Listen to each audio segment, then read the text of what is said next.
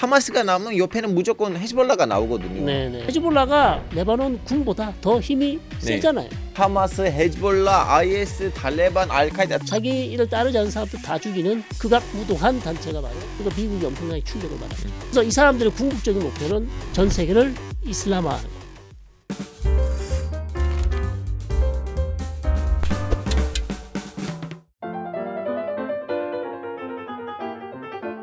이게 웬 난리지? 안녕하세요. 난리지 쇼에 오신 것을 환영합니다. 또다시 진행을 맡은 튀르키예 출신의 한국인 알파고 신하씨입니다. 이스라엘을 공격한 하마스는 팔레스타인에 이슬람 국가를 세우려는 무장 정파인데요. 이스라엘보다 군사력이 약한데도 의외로 오랫동안 버티고 있습니다.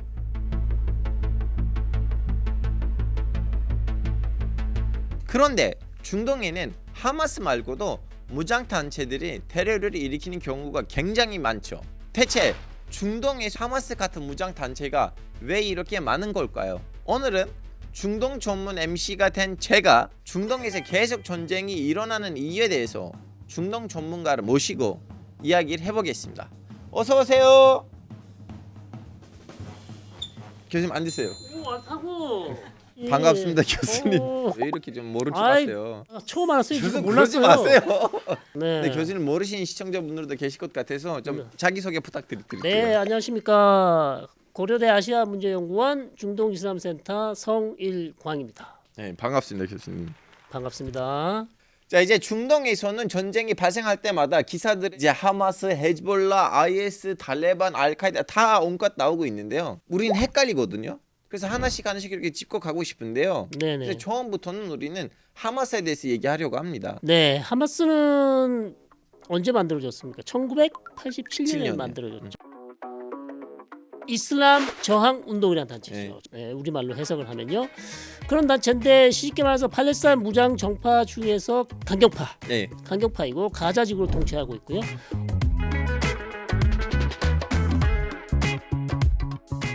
하마스는 순니일까요? 시아일까요? 순위죠. 순니입니다. 순니고 그래서 팔레스타인 전체가 다 자기 국가예요. 네. 그러니까 이스라엘이 없어져야 돼요. 네. 그게 이제 가장 큰 주요 문제가 되고 있고. 하마스가 나오면 옆에는 무조건 헤즈볼라가 나오거든요. 네네. 그래서 이 하마스하고 헤즈볼라는 어떤 관계에 있는지 좀 약간 설명 부탁드릴게요. 헤즈볼라는 언제 만들어졌습니까? 헤즈볼라도 82년 82년 정답. 누가 만들어졌을까요? 이란의 사주를 받았던 네. 레바논 안에 있는 시아파 신학자들. 네, 맞습니다. 이란이 직접 레바논 남부에 있는 불쌍한 시아파 주민들을 위해서 만들어준 단체가 헤즈볼라죠. 그런데 이 무장단체의 하는 일은 대이스라엘 무장투쟁. 네. 왜 하냐? 팔레스타인 민족을 억압하는 이스라엘과 싸워서 이겨야 된다. 더 중요한 것은 헤즈볼라가 사실 레바논 군보다 더 힘이 세잖아요. 그래서 자기들이 원하면 언제든지 이스라엘과 전쟁을 할 수가 있습니다. 그래서 지금 하마스하고 헤즈볼라하고 힘을 합하는데 재밌는 것은 즉 하마스는 순니고 헤즈볼라는 시아인데 보통 우리가 시아 순니하면 많이 싸울 것 같잖아요. 네. 전혀 그렇지 않습니다. 왜 그러냐? 이스라엘이라는 공동의 적이 있기 때문에. 네. 그래서 둘이 힘을 합쳐서 지금 이스라엘과 전쟁을 하려고 하고 있는 그런 상황이 되겠죠.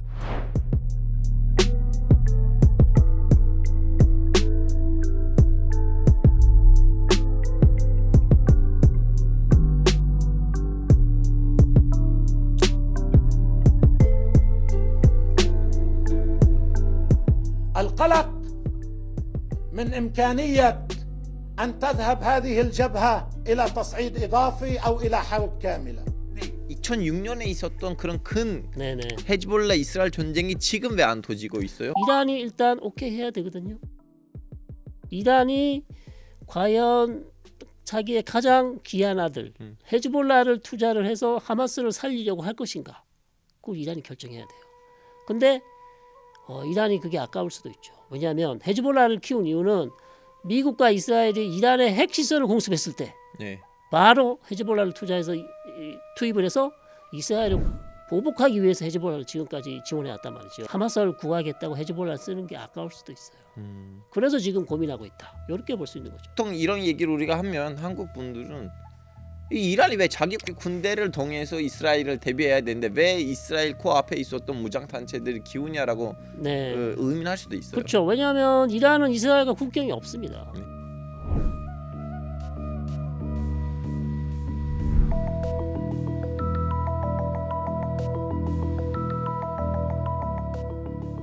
국경이 없고 이란의 기본적인 외교 정책은 중동 지역에 대리 조직을 만들어서 자신의 적을 공격하는 것이에요. 그래서 예멘의 후티, 그다음에 이라크에 있는 친이란 민병대, 네. 시리아에 또 있는 민병대들, 그리고 북쪽에 이스라엘 북쪽에는 레바논의 헤즈볼라, 하마스까지 다 지원했죠.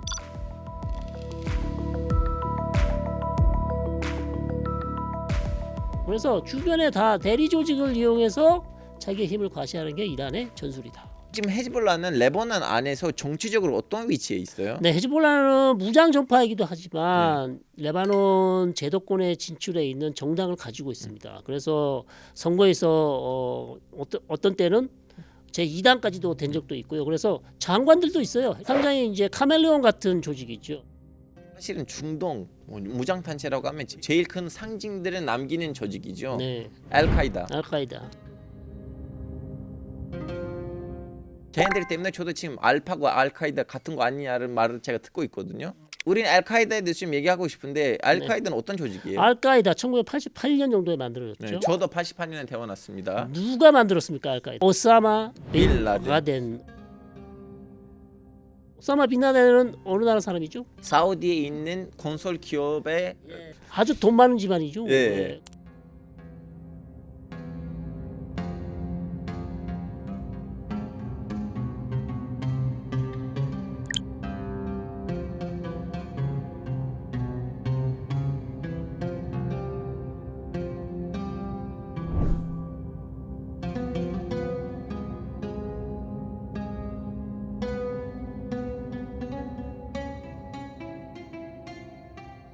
알카이다 하면 우리가 생각나는 게 9.11 테러죠. 펜타곤도 예. 들어갔고 그다음에 뉴욕에 있는 쌍둥이 빌딩도 예. 공격을 했고.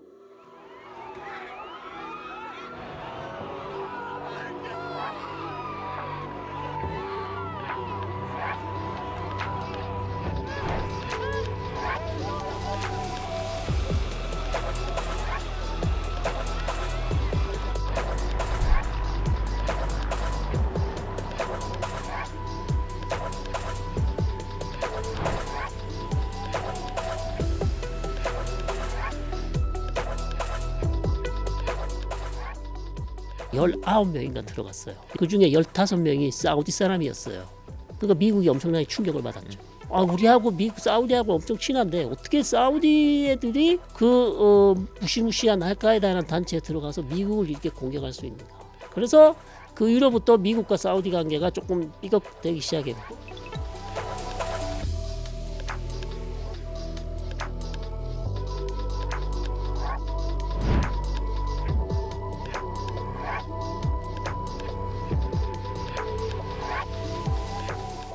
근데 알카이다보다 더 매운맛 조직이 최근에 생겼잖아요. 네. 이제 한국에서는 IS라고 하는데 원래 출발은 2004년이죠. 네.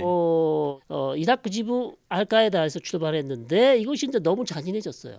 그러다가 2014년 알카에다가 어떻게 하죠? 손절. 네. 너 너무 잔인해. 네. 우리랑 안 맞아. 네. 간판을 바꿔요. 되죠. 그래서 이게 이제 결국 2014년에 IS가 되는데 자기 일을 따르지 않은 사람들 다 죽이는 극악무도한 단체가 바로 IS라고 할 수 있겠습니다. 그래서 이 사람들의 궁극적인 목표는 전 세계를 이슬람화하는 것. 그것이 이제 그래서 이슬람 국가를 세우는 것. 이거 사람들의 궁극적인 목표죠. 그리고 그 국경선은 스페인부터 시작해가지고 중국까지 갑니다. 예, 근데 다른 이슬람 신자들이 예. 너네 왜 이렇게 나대냐? 우리는 그런 거 원하지도 않고 그렇죠, 그리고 그렇죠, 니네들 그렇죠. 그걸 가지고 우리 이미지를 왜 더럽히냐? 그렇죠. 그래서 IS는 특이한 게 이 인터넷 기술, 온라인을 이용해서 서구 혹은 미국에 있는 사람들이 IS를 추종하도록 상당한 기술을 발휘했습니다. 그래서 가장 무서운 게 사실은 젊은이들이 이 이데올로기에 빠지는 것 하면서 테러를 할 수 있다는 것. 이게 가장 무서운 것이죠. 근데 교수님 지금 이 조직들 중에서 그나마 좀 약간 성적표가 잘 나왔던 조직이 있어요. 네. 바로 탈레반인데요. 네. 1990년대 초반 등장했고요. 네. 어디서 등장했습니까? 아프가니스탄. 아프가니스탄. 탈레반 뜻은 원래 학생이란 의미죠. 파슈투어로. 거기다가 복수형 안이 붙어서 탈레반입니다. 학생들인데 뭘 공부하냐? 이슬람 신학, 살라피 신학을 공부해서 이슬람 원리주의자가 된 사람들이 탈레반이고 그러니까 여성들 뭐 학교도 못 가고요, 직업도 못 가지고요, 계속해서 탄압하고 있습니다. 지금 안 좋습니다. 여성만 억압하는 거 아니에요. 남자도 이렇게 청바지 입고 다니면 안 된대요. 그리고 남자 옷이 여기 발목 밑으로 내려가면 안 된대요. 남자도 탄압합니다. 거기에 이제 오사마 빈 라덴이 아프간이 보호하고 있다는 그 이유만으로 미국과 이제 전쟁이 벌어지게 되고 결국 미국의 전쟁으로 어느 정도 탈레반이 괴멸되었지만 언제입니까? 2021년 네. 미국이 전격적으로 아프가니스탄을 철수하겠다고 네. 선언하자 다시 탈레반이 아프간을 장악하는 비극이 벌어진 것이죠.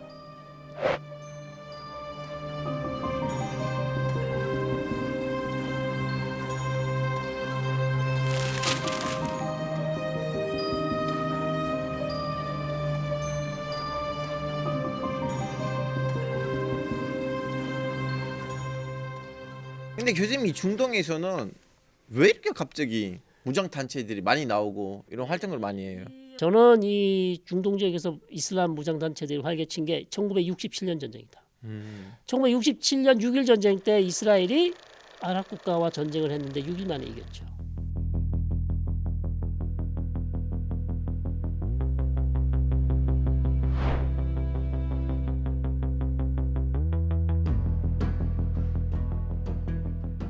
그러면서 아랍 사람들의 엄청난 충격을 받았어요. 왜? 60년대 말에 아랍 국가를 휩쓸었던 이데올로기 뭡니까? 아랍 민족주의. 알파고. 그래서 알파고를 좋아할 수밖에 없는 거예요. 아우 감사합니다. 아랍 민족주의. 아랍 사람들이 다 뭉치면 우리를 누구도 막을 수 없다. 이스라엘은 물론이고 미국도 이길 수 있다. 이렇게 이 이집트의 영웅 가만 압들 나스르 자말 압둘 대통령이 나스르. 예.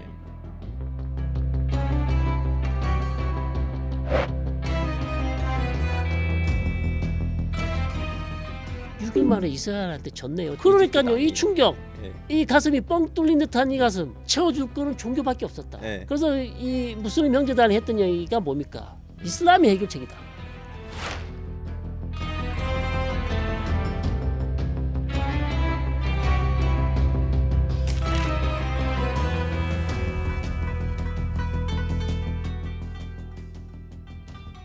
중동 전역의 가장 중요한 담론은 이슬람주의였어요. 그러면서 뭐가 생겼습니까? 1979년 중동 지역에 이슬람 이란 혁명이 났죠. 네. 그다음에 무자히딘도 만들어졌죠, 아프간에. 그다음에 1981년 이슬람주의자가 사다트를 죽였죠. 네. 그러면 1987년 하마스가 생겨났죠. 네. 70년대 이후로부터 중동 지역을 이끌어가는 가장 중요한 이데올로기는 이슬람주의였기 때문에 우리는 지금까지도 알카에다, IS, 하마스, 헤즈볼라 이야기를 하고 있는 것이죠. 그 결론적으로 이 테러리즘들의 원인에는 어느 정도 이팔 문제가 없지 않아 있는 것 같은데요. 그렇죠. 이팔 문제가 사실상 아랍권이나 그다음 이슬람권에서 그렇게 이제 반응을 하는 이유가 예루살렘이 이슬람의 3대 성지이기 때문에 그다음에 성스러운 사원 알락사 사원, 그다음 알락사 사원과 도움 오브 락, 즉 황금 도움이 있는 지역이 전체가 이제 알락사 플라자거든요. 거기를 계속해서 유대인들이 올라가고 거기서 기도를 하고 이런 것들이 다 무슬림들을 자극하고 있는 것이고, 그러면서 이제 이스라엘 하마스 전쟁이 결국 주변에 있는 이슬람 무장 단체들이 이 전쟁에 참전하도록 어떻게 보면 이끌었다. 그런 기회를 주었다라고 이제 할 수 있는 것이죠.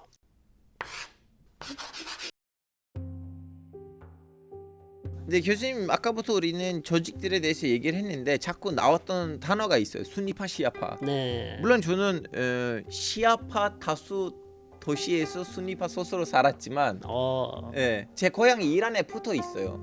교수님이 이 순위파하고 시아파의 이제 좀 약간 단생 과정 네. 좀 약간 얘기해 주시면 감사하겠습니다. 순니파 시아파는 결국 누가 칼리프가 될 수 있느냐, 네. 이슬람 세계를 이끌어갈 지도자가 될 자격이 있는가, 그걸 두고 싸웠죠.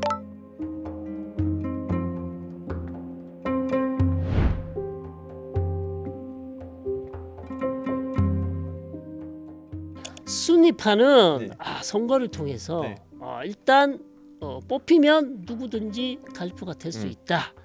그러나 시아파는 누가 될 수 있습니까? 모하메드 사도의 핏줄이 있어요. 그렇죠. 모하마드의 핏줄이어야만 반드시 칼리프가 될 수 있다. 그러면서 이제 순니파 시아파가 갈렸고요. 결국 이 무하마드의 핏줄 중에 누구죠? 알리를 따른 사람들이 결국 시아파가 됐기 때문에 시아파를 알리를 따른 사람들이다. 그렇게 부르기도 하고 하나의 다른 분파를 만들었다는 뜻의 시아, 네. 분파란 뜻이죠. 그래서 시아파가 만들어졌습니다.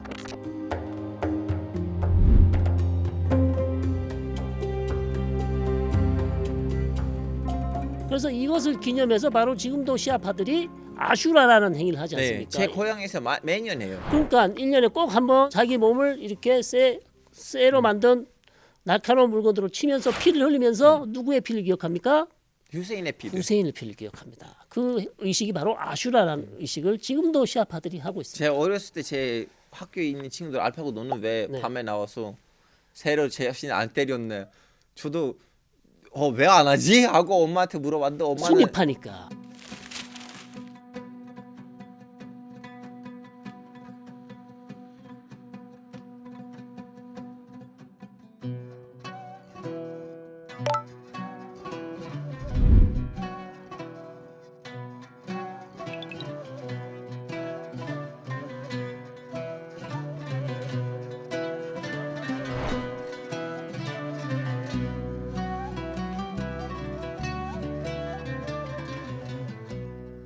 네. 중동에서 시아파 순위파 국가가 어떻게 나눠져 있어요?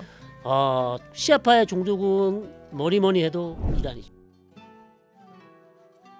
네. 왜 그렇습니까? 왜냐면 시아파의 교리에 이어서 이제 헌법이 있고 예. 그 헌법에 있어 다스리니까. 거기다가 다양한 인종들이 있지만 네. 그래도 종교적으로는 아마 그래도 한 90%는 네. 그죠. 그래서 이란이 아무래도 시아파의 가장 중요한 국가다. 네. 순니 국가 중에 가장 영향력이 있는 국가는 이번에 이제- 대통령님이 다녀오신 네, 사우디. 최근에 와서 빼앗긴 거지 예전에는 네. 튀르키하고 이집트였어요. 오스만 제국들의 사람들이 항상 하는 얘기가 이 얘기예요. 그런데 이제 사우디가 돈이 많다 보니까 네. 권력이 세져가지고 돈이 갑입니다. 그다음에 제일 중요한 게 뭡니까? 두 개의 성지를 지키고 메카 있는 메디나. 예, 메카와 메디나를 사우디가 자기들이 가지고 있다. 그리고 예쁘게 관리하고 있어요. 그러니까요. 유일하게 화장실이 깨끗한 이슬람 사원들이 있는 나라는 사우디입니다. 나머지 좀 냄새가 나요. 그래서 사우디가 순니 국가 중에서 가장 목소리를 낸다. 순니 시아의 가장 중요한 국가를 설명드렸고 그 다음에 주변에 있는 또 중요한 시아파 국가는 누가 있습니까? 일단은 뭐 지도자 위주로 보자면 시리아. 시리아. 그러나 시리아는 사실 그죠? 시아파가 아니거든요.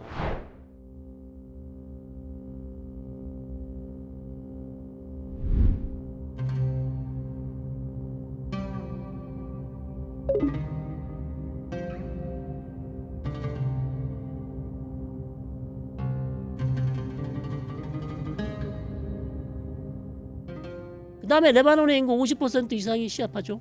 그래서 헤즈볼라도 있고요. 그래서 상당히 이란의 영향력이 가장 많이 미치는 국가가 레바논. 나머지 또 하나 중요한 국가가 있죠. 예. 이라크. 이라크. 이라크의 50% 이상이 시아파입니다. 네. 그러다 보니까 이란이 사실상 이라크를 좌지우지할 수 있는 그런 국가가 바로 이란입니다. 순니파 국가는 사우디 외에 누가 있을까요?